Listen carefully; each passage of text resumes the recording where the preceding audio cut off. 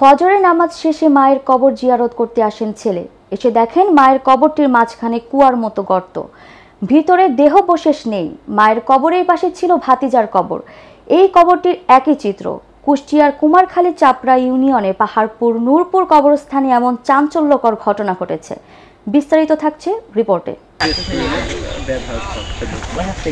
Police ও এলাকাবাসী জানায়, প্রায় 2 বছর আগে বার্ধক্যজনিত কারণে মারা যান উপজেলার চাপড়া ইউনিয়নের পশ্চিমনগর সাউতা গ্রামের মৃত আব্দুস সাত্তারের স্ত্রী সারা খাতুন।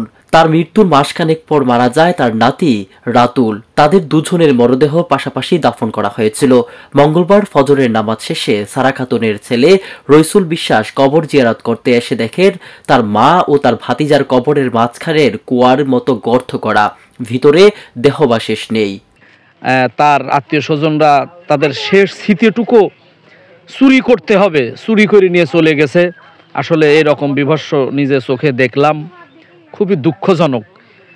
এখানে রাষ্ট্র এবং রাষ্ট্রীয় বিভিন্ন বাহিনী সংস্থার কাছে আমাদের দাবি যে এই ব্যাপারে কারা জড়িত, এবং আপনারা মিডিয়ার ভাইদের মাধ্যমে আমরা এলাকাবাসী জোর দাবি জানাই যে এই বিষয়ের একটা সুষ্ঠু তদন্ত করে প্রকৃত রহস্য উদ্ঘাটন করার জন্য আমরা আপনাদের কাছে মাধ্যমে বিনীত আহ্বান জানাই। স্থানীয়রা জানান, কবরস্থান থেকে 2টি লাশের কঙ্কাল চুরির ঘটনা ঘটেছে। কবরস্থানে চুরির ঘটনাটি অত্যন্ত দুঃখজনক। প্রথমবারের মতো এমন ঘটনায় এলাকায় চাঞ্চল্যের সৃষ্টি হয়েছে। এতে আতঙ্কিত হয়ে পড়েছে এলাকাবাসী। ভয়ে রয়েছে অন্যান্য মরদেহের স্বজনরাও। কবরস্থান এলাকায় নিরাপত্তা বাড়ানোর দাবি জানান স্থানীয়রা। কি হয়েছে যে রাশ তোলা আমরা কোনোদিন জানিনি, কোনোদিন দেখিনি। এই আমাদের জীবনে প্রথম। কয়টা লাশ তুলছে? 2টা তুলেছে।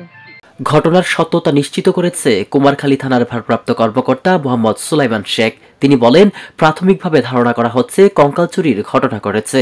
ঘটনাস্থল থেকে 2 টুকরো হাড়, কিছু সরঞ্জামাদি জব্দ করা হয়েছে। লিখিত অভিযোগ পেলে আইনগত ব্যবস্থা নেওয়া হবে বলে জানান তিনি। কুষ্টিয়া থেকে হাসিবুল ইসলামের পাঠানো তথ্যচিত্রে ডেস্ক রিপোর্ট।